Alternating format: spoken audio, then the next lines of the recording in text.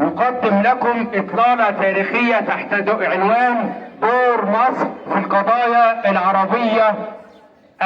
العربية الوطنية. طبعا قضية هامة على قلوبنا وغالية علينا، وهي قضية فلسطين. هنتطرق على جهود مصر في حل القضية الفلسطينية تحت عنوان مصر في قلب العالم، وحضارتنا فخر للعالم كله. هنشوف الأهمية الدينية لفلسطين العزيزة. الأهمية الدينية هي تكون مقدسات دينية متنوعة. دي مقدسات. طبعا فلسطين غالية علينا، ومصر لها دور عربي أصيل. عرفنا أهمية فلسطين، نيجي بقى على الجهود العسكرية. الجهود العسكرية شاركت مصر في 4 حلول ضد إسرائيل، وهي وأطلق عليها دوران عربي. برافو عليك. اولا اللي محمد عايز يقوله بصوره تفصيليه، اللي مصر عملت جهود عسكريه من حرب 48 ومساعده القضيه الفلسطينيه بارواحنا وشهدائنا. تمام كده. نيجي بقى على القضيه الفلسطينيه. القضية الفلسطينية مناسبة الشعب الفلسطيني. برافو عليك. نحن مع الشعب الفلسطيني واطفال غزه وغيرهم من القضيه الفلسطينيه. ننتقل الى فئه الشباب ودورهم. وفق الأمم المتحدة يقصد دعم الأشخاص الذين يتراوح عمرهم بين 15 إلى 24 سنة. تمام يا جماعة. ودول دور في الحروب ضد العدو الإسرائيلي ومساندة فلسطين في حرب 48. ننتقل إلى الجهود الإنسانية العزيزة على قلوبنا اللي قدمتها مصر مع القضية الفلسطينية. اتفضل. الإنسانية استقبلت مصر أعداء الاعتداءات الإسرائيلية ليطلقوا العلاج كما أرسلت مساعدات إنسانية لفلسطين. تمام يا جماعة. هي أعضاء اللي هي قدمت واستقبلنا المرضى الفلسطينيين وأطفال غزة. ننتقل إلى المرحلة الأولى.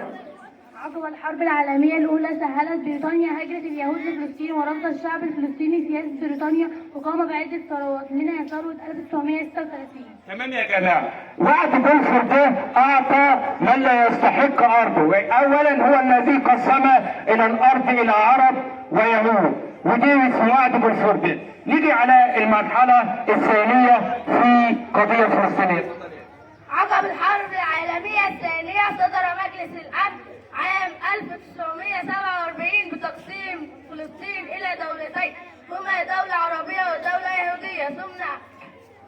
ثم أعلنت اليهود بتأسيس دولة إسرائيل لتبدأ حرب 1948 بين العرب وإسرائيل، وانتهت بقيام دولة إسرائيل. تمام يا جماعة. بدأت بقى التقسيمات والحروب اللي هي شغالة دلوقتي من عام 1948. نيجي بقى على المرحلة الثالثة. المرحلة الثالثة بفلسطين. في عام 1967 احتلت إسرائيل عدوانا على الدول العربية، واحتلت الضفة الغربية وقطاع غزة بفلسطين، وأضبط الجولان بسوريا، وشبه جزيرة سيناء بمصر. تمام يا جماعة. يعني إسرائيل دايما دولة معتدية. من 67 خدت دولة فلسطين، ثم اتجهت إلى سيناء، ثم إلى هضبة الجولان في سوريا. ننتقل إلى المرحلة الرابعة. نجحت مصر في استعادة سيناء في حرب أكتوبر عام 1973 ميلاديا لتبدأ القضية الفلسطينية. مرحلة المفاوضات وقعت خلالها عدة اتفاقيات، أشهرها اتفاقية أوسلو عام 1993 ميلاديا، ولم تنجح المفاوضات والاتفاقيات في حل القضية بسبب تعنت إسرائيل وعدم التزامها بهذه الاتفاقيات. طبعا إسرائيل متعودة دايما على نقد المعاداة. ننتقل على أهمية فلسطين بقى. أهمية فلسطين. تقع دولة فلسطين في جنوب غرب قارة آسيا، حيث يحدها من الشمال سوريا ولبنان، ومن الغرب البحر المتوسط، ومن الشرق الأردن، ومن الجنوب مصر وخليج العقبة. تمام يا جماعة.